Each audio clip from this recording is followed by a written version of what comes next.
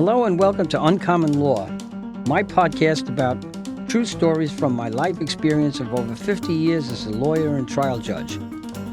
This is a look at the law from the inside out, stuff they don't teach in law school. This is Judge Rudy, retired Justice of the New York State Supreme Court.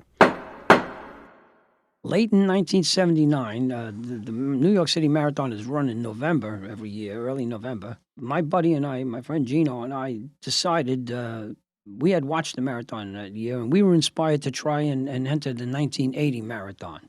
So around December of 79, we shook hands on a mutual promise that we were going to train together and run the 1980 and enter and run the 1980 marathon. Well, we started in January of 1980. That gave us 10 months. And over those 10 months, I kept a diary, my lawyer's diary. I had a pocket diary. This is the day before computers and cell phones and everything else. And I kept a daily little diary of what happened that day in court appearances, et cetera, et cetera. And I would log in the miles that I trained. And over the course of that 10 months, that in 1980, I logged 1,100 miles. I ran, in fact, that year I did some traveling. I had to go to Paris to visit some friends, and I ran in Paris. My brother got married. My younger brother, Robbie, got married in Copenhagen, and I ran in Copenhagen. And I went to Rio for Carnival with my youngest brother, Richard, and I ran in Rio. And that was pretty good. I probably did more traveling that year than I've ever done before or since in my life. It was nice because I got to run in all these different places. But mostly I ran in Queens and Manhattan. I lived in Queens, and Gino lived in Manhattan. And during the week, we would run on our own. But on weekends, we would get together, and we would alternate. Sometimes I would go and run in Manhattan with him in Central Park, and sometimes he would come to Queens and run with me around Flushing Meadow Park. We gradually built up our endurance and the length of the runs, and we gave ourselves mutual support. During the week, we would talk about how we trained and what we did, and it's very good stuff. Because when you run with a companion or you train with a companion, you end up doing more. It makes things a little bit easier because you're sharing the experience and you can boost each other up. And that's what we did. And it worked very, very well. And all of this came about after, this is not the first time we did something together. 4 years earlier, my wife quit smoking, and I followed her example a few months later, and I quit smoking. And Gino followed my example, and he quit smoking. So we had done this, and we knew what it was to sustain each other. Eventually, my wife didn't run the marathon that year, but she eventually ran, she reversed the sequence of events here, and she eventually ran 5 marathons. But this is the story of 1980 and my friend Gino and I running the marathon. So we trained, and we built up to a point around September of that year in October where we could run 20 miles without stopping. And we did it a couple of times. And conventional wisdom had it that you didn't have to run the 26. If you were capable of running 20 miles in comfort without too much strain or too much stress, you could finish the 26. So we did a couple of 20-mile runs, and we were confident. And looking forward to today, we found out that we were entered in the race. We got applications, and they were accepted. There were 25,000 people now in that time, 1980, and now it's 50,000 people. But 25,000 was the biggest crowd ever to run a marathon anywhere at that point in time.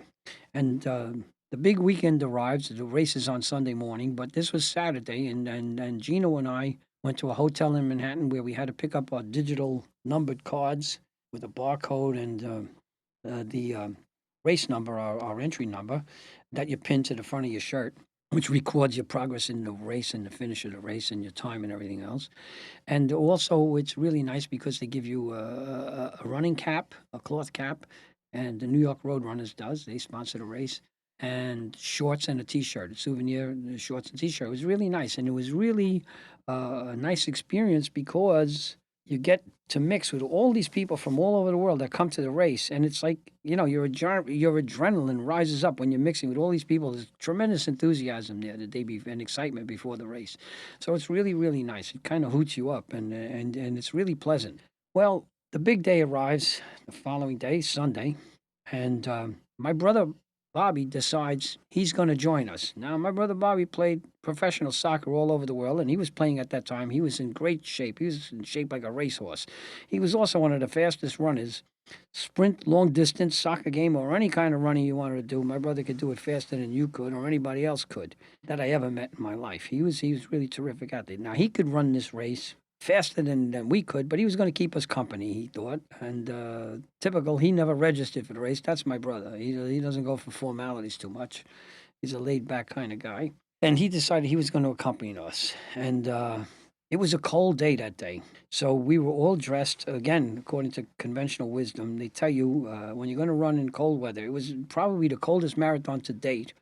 And I think since, I don't know if there's ever been a colder one. And I hate the cold. It wasn't good for me. I liked running in hot weather. I don't care how hot it was okay. I could accept that. But cold bothered the heck out of me. It wasn't my favorite. But we dressed up in layers of crummy old sweatshirts, t-shirts, shorts, sweatpants, whatever, because they told you to do that. And this way, as the race went on and your body warmed up, and as the temperature in the day warmed up, you could discard this stuff along the way. You could just throw it alongside where you were running, and the Department of Sanitation later on would clean up and pick up all of this stuff. It was accepted practice, no problem. And they said, just wear your old stuff so you could discard it.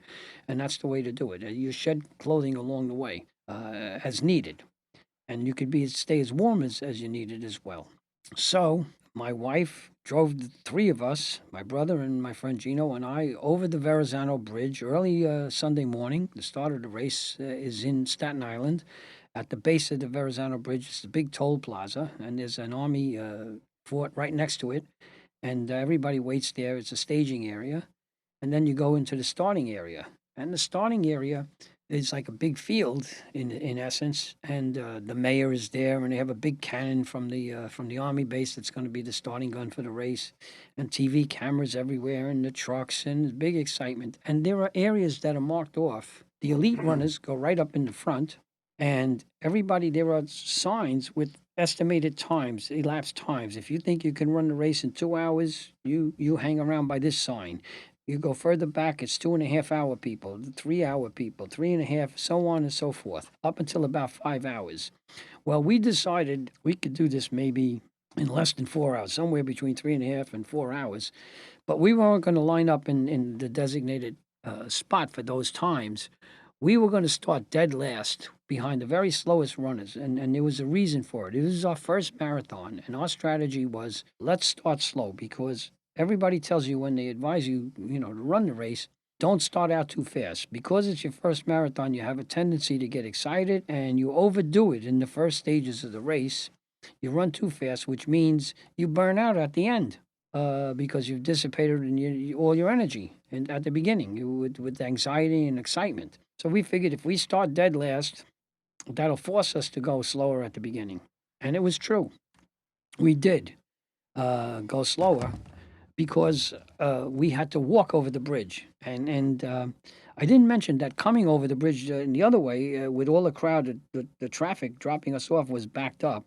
And it's worth mentioning that I'm looking out and people walking over the bridge, people driving over the bridge like us, and we see a guy right next to us walking over the bridge.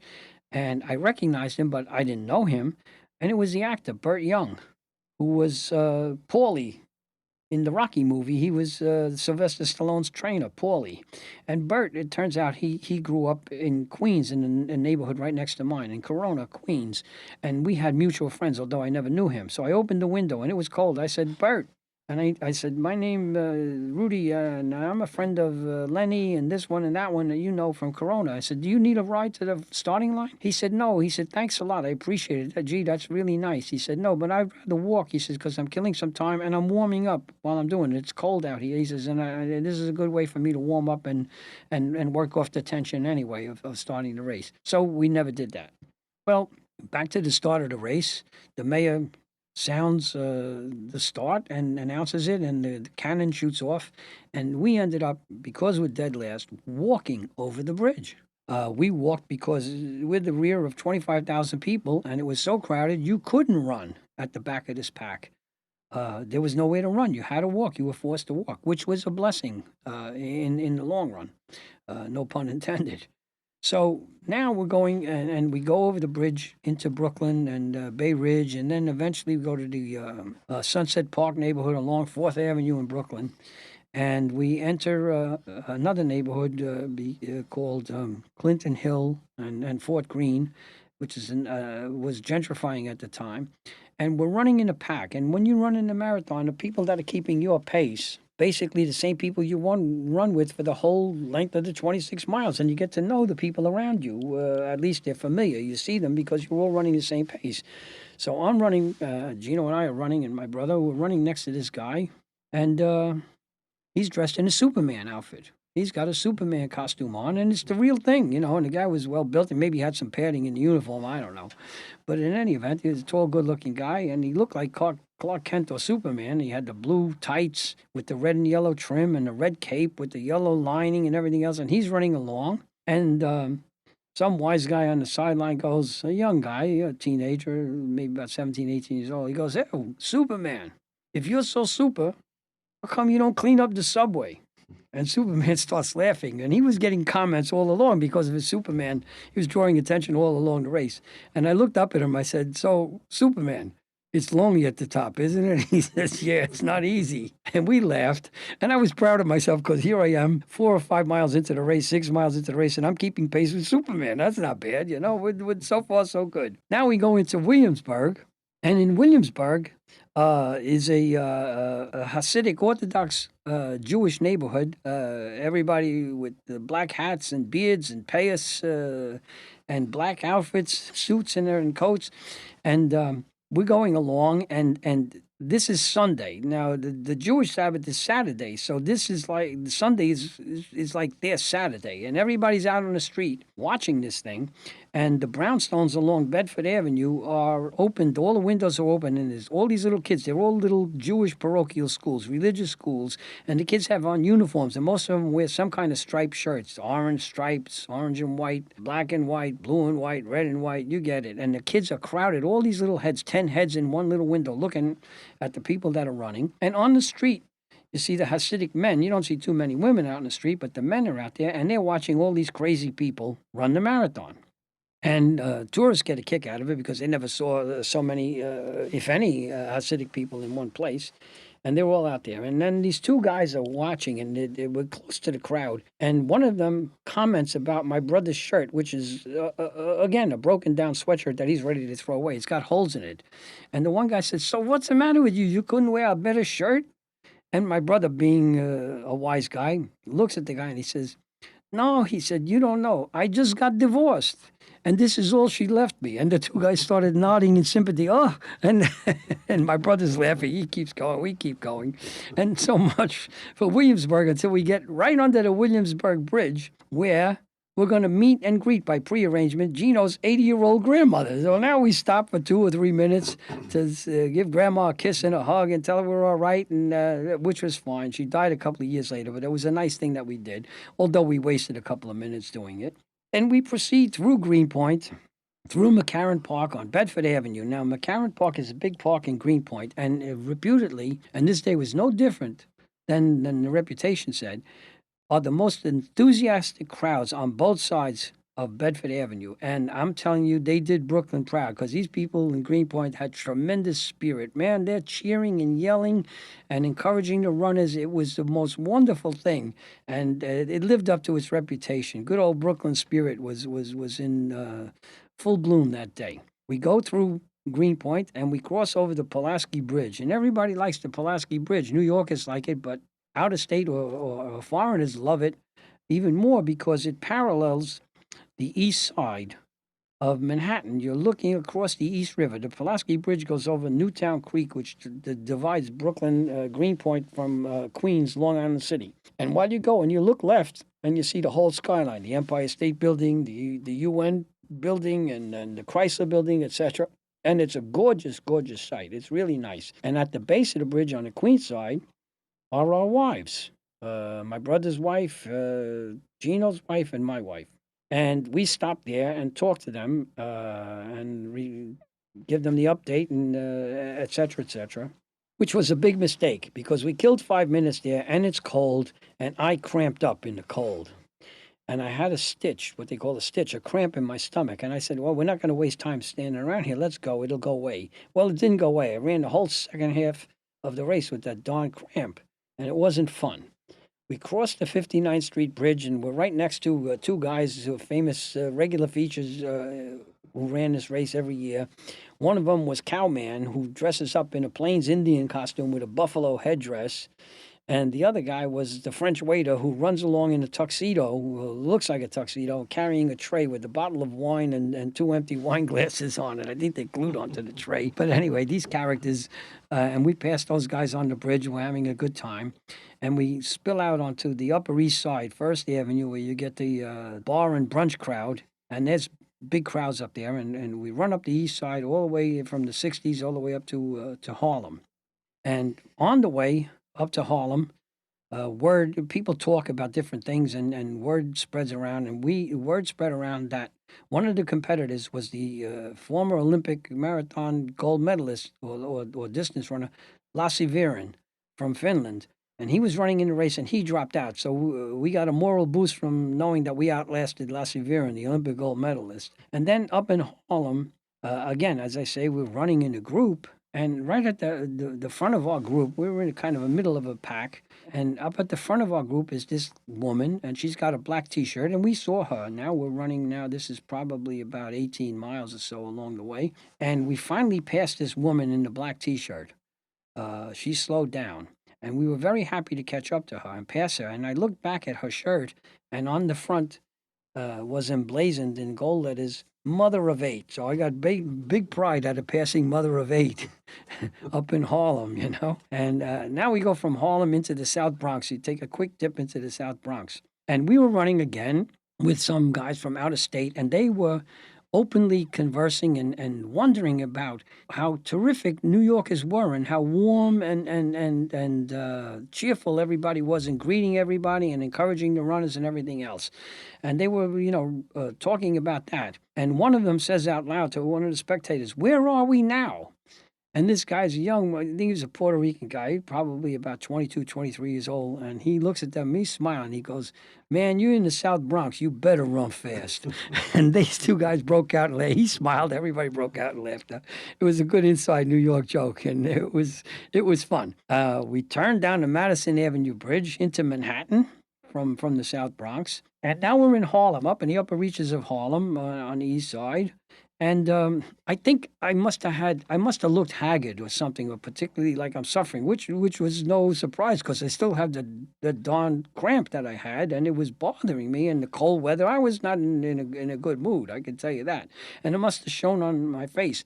But this one kid, the kid must have been 11, a little black kid, about 10 or 12 years old, and he looks at me, and I don't know what prompted him to do that. Maybe because I looked like I was suffering. And he decides to make it worse. And he looks at me and he says, "Only 6 grueling more miles to go." And I said, "You little son of a gun, myself mentally, I couldn't even muster the energy to comment at that time. I said, "Look at this little creep making me feel better."